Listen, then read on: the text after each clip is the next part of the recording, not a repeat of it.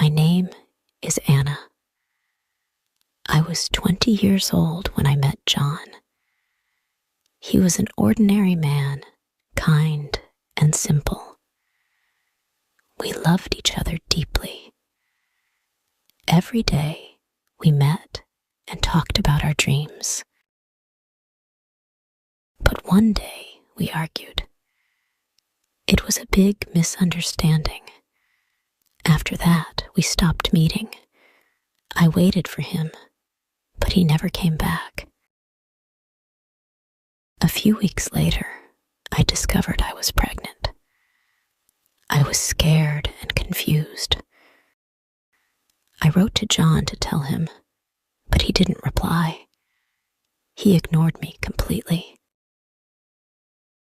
Time passed, and I gave birth to a beautiful baby girl.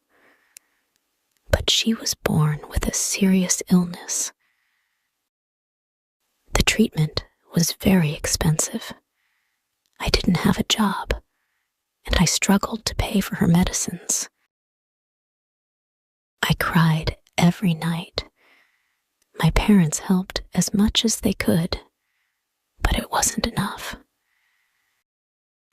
I contacted John again and asked for his help. I wasn't angry. I just needed him to care for his daughter. At first, he refused.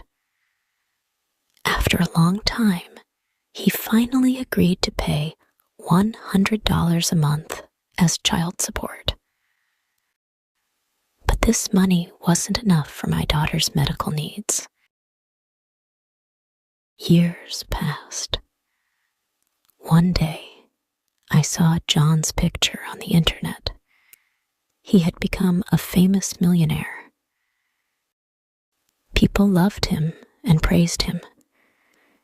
He was married and had a son and a daughter with his wife. John's wife lived a life of luxury. He bought her a car worth $350,000 and a house worth $750,000. He shared his happy life online, showing off his wealth. I couldn't understand. Why couldn't he help his sick daughter? Why was she suffering while he lived in luxury? I decided to send him another message, but this time he blocked me. I felt hopeless and helpless. I couldn't stay silent anymore. I shared my story with the public. I told everyone. John was my daughter's father. He paid only $100 a month in child support. Our daughter was seriously ill and needed more help. The news spread quickly. People were shocked. They couldn't believe the kind, generous John they admired could act this way. John's reputation was ruined. People criticized him. How can a millionaire ignore his own daughter? Why does he buy expensive gifts but can't help his child? But I also faced criticism. Some people said, "Why are you speaking now? Is it because John is rich? Are you trying to destroy his family?" These words hurt me deeply. I cried many nights, feeling lost and broken. I didn't want to ruin anyone's life. I only wanted help for Emily. But in the end, nothing changed. I stopped fighting and focused on my daughter. 2 years passed. I decided to focus on my own life. I found a new partner who loved me and accepted my daughter as his own. We got married and built a happy family. One day, something unexpected happened. John contacted me. He wanted to see his daughter. I was surprised, but I agreed. My husband, Mark, supported my decision. We met at a park. John was waiting with toys and gifts for my daughter. He hugged her tightly and cried. He looked at me and said, "I am so sorry. I was wrong. I want to make things right." He gave me a car and the keys to a house. He said, "This is for my daughter. Please accept it. I want to take care of her now." He handed me a large sum of money and promised to pay for all her medical treatments. He also said, "I will change her last name to mine. She is my daughter, and I will be there for her forever." I couldn't believe what I was hearing.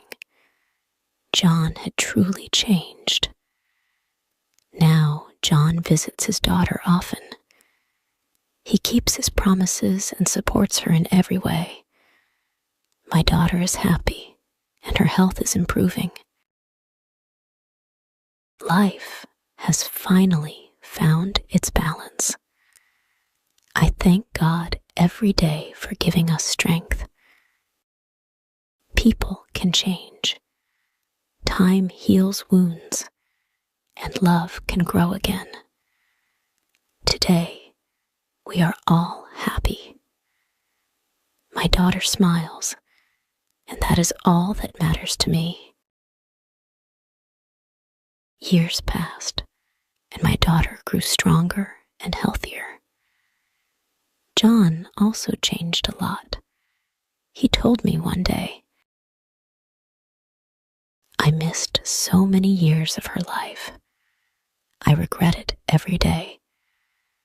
But now I will do everything to make it right." I could see he meant it. He worked hard to show his love, not just with money, but with time and care.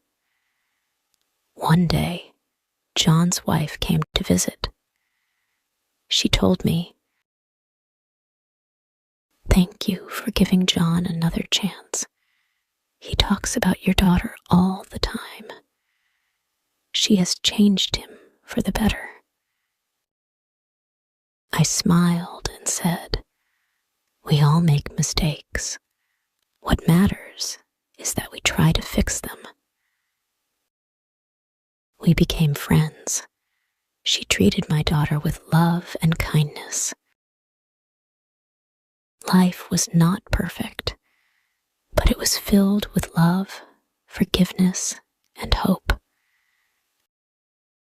Looking back, I realized that everything happens for a reason. Pain can turn into strength, and mistakes can lead to better choices.